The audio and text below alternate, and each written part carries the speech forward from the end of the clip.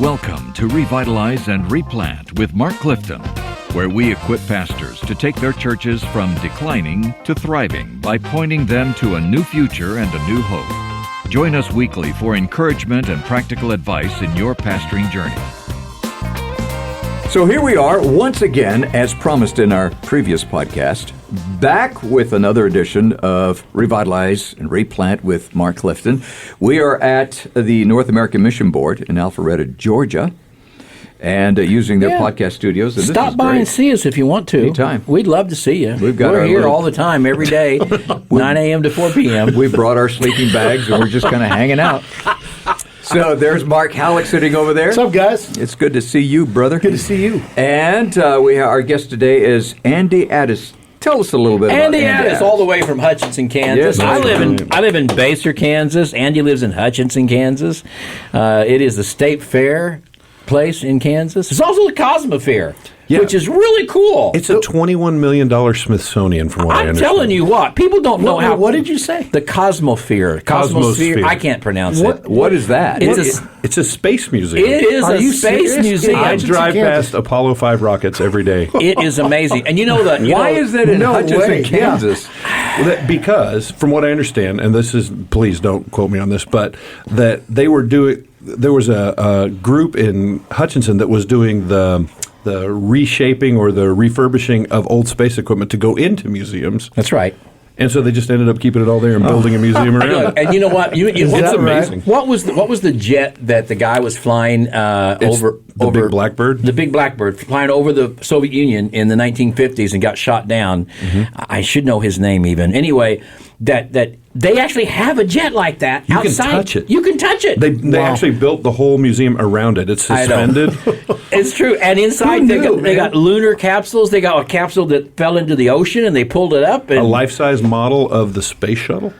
I mean, literally. Really? Yeah. This is in Hutchinson, Kansas. Yeah. Okay, so I need to go to Hutchinson, now wait, Kansas. my son, who's now a church planner, spent 6 years of his life working there, and he was Dr. Goddard, who did the scientific experiments. Oh, no way. And he shot the rockets and did all that stuff for the kids, so we spent a lot of time there. Okay, cool. so nonetheless, So what's it like when we walk into your church in Hutchinson? What's it like? It is not like the space not like shuttle. that? but Hutchinson is a town of how many people? About 35,000, 40,000. Right, and that seems like a big town, but it is a rural town because the whole, other than the space, We have the Walmart. That's You have the Walmart. For all the region, and we have the hospital. We have the Walmart. and basically, other than the Space Museum, everything in that town is basically based on our agricultural economy. Absolutely. And so it's an 100%. agricultural. It's where farmers go to retire. That's right. And so that's one of the things we how do you define what is rural? And it's a mindset. Absolutely. Rurality is a mentality. And there are different kinds of rural, but, we've been playing around with some different ways to define it. Because if you go with the government, they say it's 200 or less, or another branch says it's 2,000 or less. Right. And to be honest with you, there are some cosmopolitan little suburbs outside of New York City that, by that definition, are rural, and there's nothing rural about them. Or some little towns in Vermont or New Hampshire that they're not rural; they're just But you got places in western Kansas, 15 to 30,000 people, and they're just as cowboy can right. get. And so rurality is really a mentality. It's a people group. Like we said on the previous podcast, 20% of America. Wow. 66 million people live in rurality, and they occupy 97% of the land mass. So it's a big place. So what are some of the characteristics of rurality and the rurality mentality? Well, again, we're trying to put the mentality together. So I've got some. None of these are scientific, but this is just an experience. Most of the church life centers around a school calendar, right? So they operate from August to September, and so goes the school, so goes what's going on in the church. It's one district. Yeah. In an urban setting like where you are in Inglewood, there's all kinds of schools, seven different districts. But in a rural setting, it is the district. And it dominates. It dominates the calendar, dominates the life. And if the high school team wins, then it's revival. And if they don't, then it's lamentations. You preach accordingly. That's what you do. Then you also understand that it's primarily blue collar, not always, but most rural churches are primarily blue collar. These are guys who get up and work every day, and their families are in that cycle of that. I heard I heard a great definition. Blue collar and white collar. Those are old terms. I heard a really great definition. You probably know where I'm going with this. No. Blue collar are guys who shower when they get home from work. White collars are guys that showers before they go to work. That's it. That really explains it, though. It does. It's so true. Then third characteristic, I think, would be this. It is the fact that rural communities deal with the same problems in the big city. All the drugs, all the alcohol, all the illicit behavior, but they treat it in an Andy Griffith kind of way. Okay. It's a little hidden, close to the vest. Okay. Huh. And then finally, kind of a regional rurality. Every region has its own. So like Kansas is baseball caps and wheat fields. Texas is cattle and cowboy hats. Colorado is CBD stores. Yeah, I was going to say. Oh, it is. And cargo shorts. But it's a different kind of rurality. But so that way, it's not one thing. I've got a friend, Steve McVeigh. He runs the Dirt Roads Network. And he said this: if you've been to one rural church, you've been to one rural church. That's very good. They're all true. They're all different. Isn't that interesting? Because I think we can so easily stereotype rural churches as they're kind of all the same. And right. It's just not true. No, they're not, especially regionally. Absolutely. Yeah. Okay. But that's where we come from, the big three. Would you guys like to jump into that? Yes. I want to jump in right now. Let's do it. Okay. go. So we've identified, as the North American Mission Board has put an eye on rural pastors, rural ministry leaders, and rural churches. We want them to know that they're seen, that they're important, and that we want to support them. And the best way we can do that is figure out what the most common needs are. If we have common definition, common needs. So we'll just lay all three out, and then can we talk about them? It's vocational identity, it is low resources, and it is isolation. Vocational identity. Is that a problem? They're big obstacles. There's a lot of big obstacles. Seriously. Okay, so vocational identity. I'm a pastor in a rural setting. By the way, 49% of all of our churches have less than 50 on Sunday morning.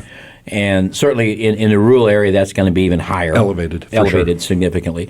So basically, it's going to be very rare for a rural congregation to have more than 200, 250, and for the pastor perhaps to have a part-time or other full-time staff, and he'd be full-time.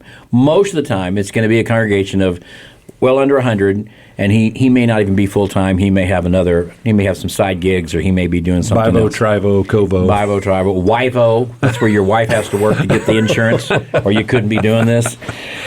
So how does that, is that what you're talking about? That affects his... Vocational identity. There is this weird thing because we have institutionalized ministry into this mindset that full-time is the big show. When the reality is, what we want to take back for the bivocational, the volunteer, the trivocational, covocational, Y-vocational, whatever that is, we want to take back and say this: there is no such thing as part-time ministry. That's the truth. That if you're a ministry, it's full-time no matter what. Whether the difference is that the guys who have full-time jobs, I'm blessed. I have a full-time job with the church.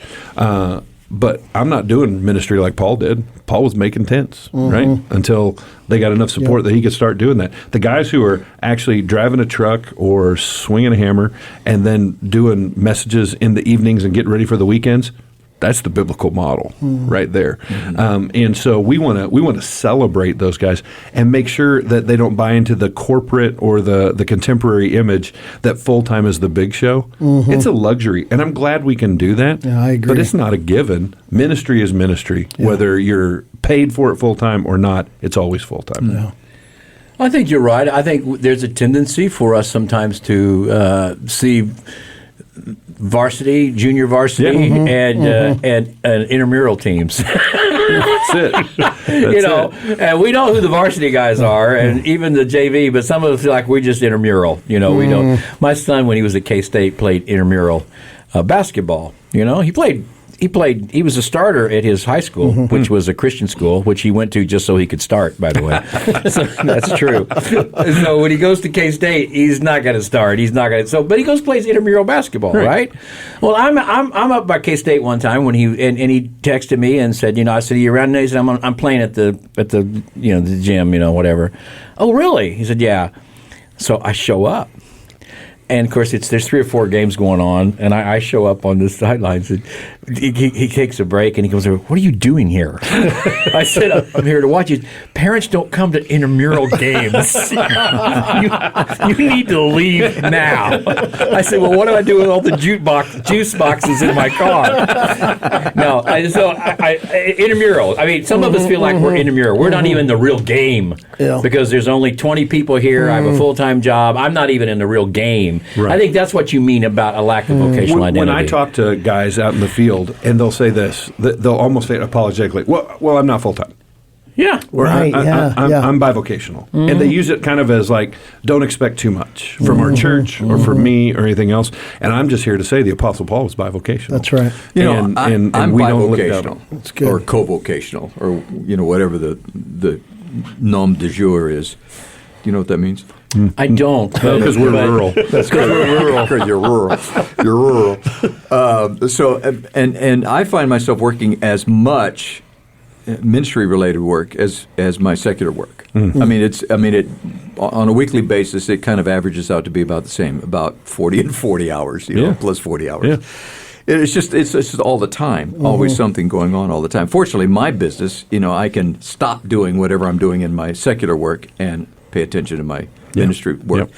That's a very fortunate thing. But the one thing that I have found, and when I'm talking with other pastors that are in the same situation, is it's us and it's them.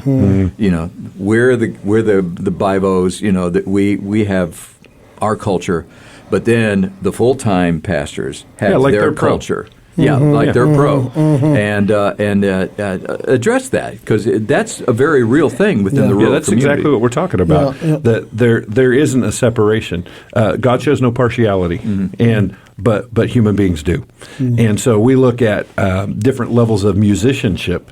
And say, well, they could play in a big arena, but they should go volunteer at the small church over here. But they don't understand that if we really get our theology right, it's an audience of one. That's right. And so the pastor that's speaking to 10,000 is actually, God is just as concerned with the pastor's message who's speaking to 10. That's exactly right. And I was at a conference once, and I thank God for this moment, but a big megachurch pastor, there are 3,000 pastors there, and half the time you go to those, you're like, oh, this is never going to happen. It's more depressing than anything else when you go to that kind of stuff. But he said, I need every pastor in the room who is pastoring a church of less than 100 to stand up. Now that room of 3,000, about 1,500 of them stood up, right?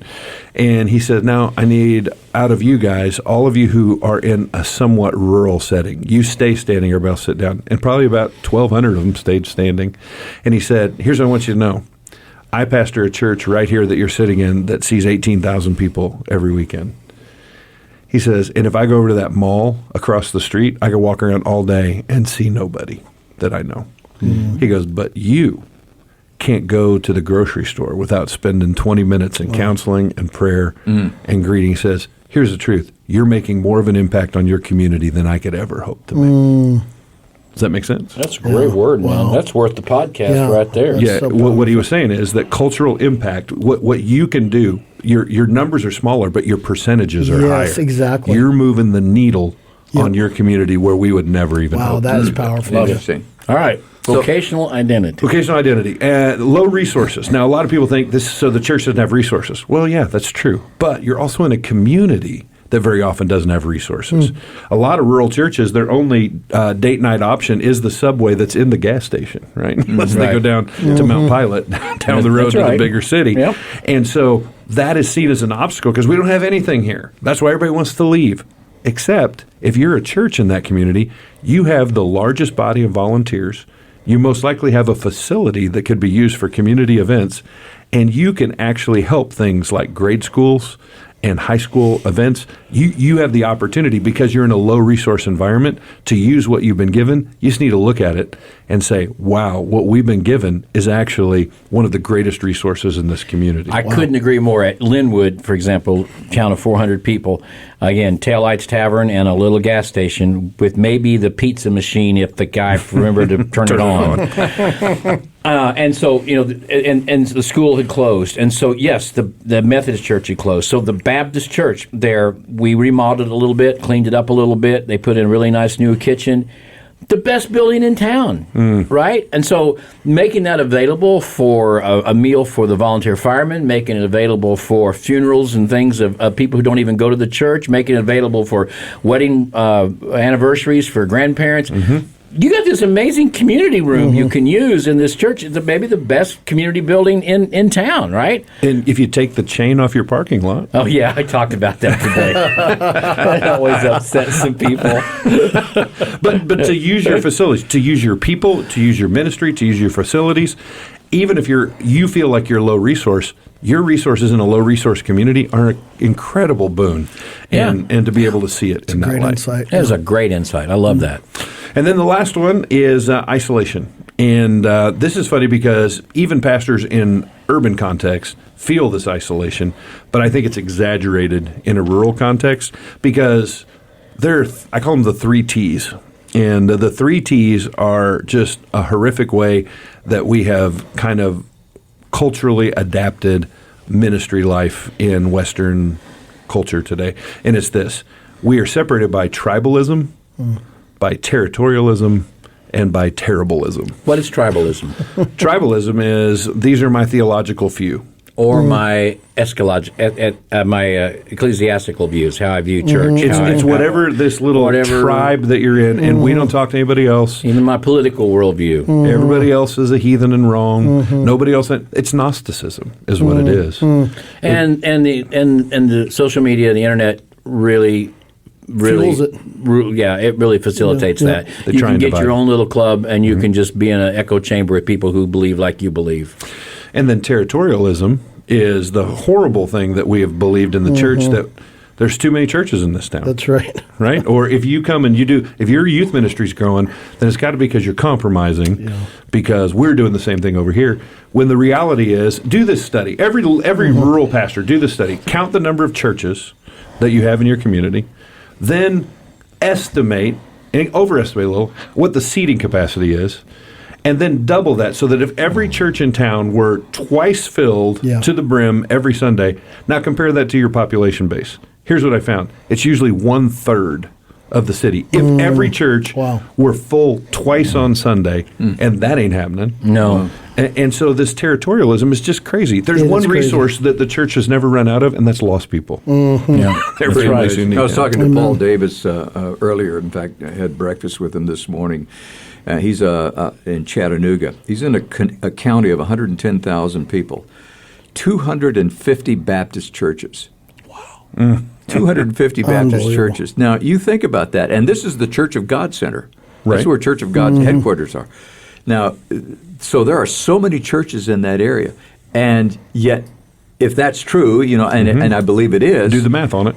You do the math. Here you are with all of these churches, and your county's going to hell. And so, how many times have we been isolated because we've been too territorial? When actually there's a church down the street. Yes. We have this incredible idea. Yes. Can I plug another podcast? Oh, yes. This is your chance, but go. The Rural Pastor Podcast. The Rural Pastor Podcast. That's what we do to help with isolation. Yes. We want to reach out and have a conversation. But Danny Payne and I, my co-host, we were having this conversation about this and just kind of dreaming. What if 2 churches of similar stripes, they're in the same town, they're same tribe, they're in the same territory, but they both want a children's ministry and they both want a youth ministry, but one of them could only afford one of the other. Yep. What if one of them employed a youth pastor that was the youth pastor at both locations and a children's pastor that was the children's pastor at both, and they actually shared? What that does is it eliminates the tribalism, the territorialism, and the terribleism. Yeah, what's terribleism? That's just being terrible to one another. And we just gotta, being mean. It is. Yeah. Isn't it amazing when you look at social media and there's some of you knuckleheads out there, and you probably don't listen to this podcast anymore because I've made you mad. They take notes. You get up every day on social media and you're going to find you're going to be the actual person that's going to be the theological bulwark against everything. And if somebody's remotely off on what they're doing with their ecclesiology, you're just going to point it out, man. Are they doing too much politics in their church? Are they not doing enough politics in their church? And I'm just going to lambaste them for that. And I just want you to stop it. I mean, just quit it. It's terrible. Yeah. And first of all, it's not edifying. Secondly, you're not changing it. And thirdly, you're not an elder at that church, and you're not being held responsible for it. Amen. Yeah, All right? that's So right. to That's deal right. with your own church, and because that's the Lord's not going to call you in heaven when you get there and go, man, good job calling that church out. He's going to say, how come you didn't call out the sin in your own life and your own church? So, in the issue of isolation, we have to combat all of that, Yeah, right? yeah. Those are things everybody does. And the way that we do that is that we want to offer the Rural Pastor Podcast as just a voice in their ear. Would encourage them, if you're SBC, you have an association. And I guarantee you, I've made this guarantee, and I haven't been called on it yet. If you would call your dome, sorry, that's the old term, isn't it? Director That's of a good Missions. term. Association mission strategist. Yeah, If you call and yeah. say, hey, man, I just really need to have lunch with you sometime, they would catch on fire. They Yep, would. that's right. On the way to run and be with you and connect you with others. Yep. And then if we can break down the tribalism, territorialism, and terriblism, there are actually people in your community. I have coffee every Wednesday morning that I'm in Hutch with a Congregationalist, a Church of God, an independent fundie, quasi-Pentecostal, and just throw anything else in there. And the only thing we agree on is Jesus. You know what I mean? But I love those guys. Yeah. And when I have a prayer need, I send it to them. Sure. Yeah. And when we see each other in the community, we lift each other up and call each other pastor. Yeah. And what that does is it just reminds you, I'm not alone. That's right. Yeah. Good So word. good, Wow. man. Well, that kind of wraps things up. I wish we had more time to talk about what quasi-Pentecostal actually That's his own title. Quasi-Pentecostal. What is that? He said he used to be more woo-woo. Oh, really? Well, Quasi. that I'm explains it. quasi-Pentecostal. I like that. That's good. thank you, Andy Addis, and thank you for spending time with us today. We appreciate your time, and thank you for helping us promote this work. One of the ways that you help us promote the podcast, by the way, is by subscribing, but also by just letting other pastors know. We find that our numbers are growing, and we praise God for that, because that says that hopefully every once in a while we say something that meets somebody's needs. Amen. And we would like to encourage you to help us do that by sharing those opportunities. And check out Andy's wonderful podcast. We'll put it in our show notes. Even if you're not a rural pastor, you don't need to be a rural pastor to listen No, to that's rural. right. Because there's some really great stuff in there. There you go. And man, I would encourage I'm a city you. pastor, and it's full of gold, man. Yeah, so- every pastor should listen to it. That's right. There you go. Thank you all so much, and we'll see you on our next podcast. Thanks for joining us today on Revitalize and Replant. This podcast is brought to you by the North American Mission Board, where we help dying or struggling churches regain health for the glory of God and the good of their communities. If you found this conversation helpful, don't forget to subscribe to the podcast on your favorite platform. To learn more about becoming a replanting pastor or to explore resources about revitalization for your own church, visit churchreplanters.com.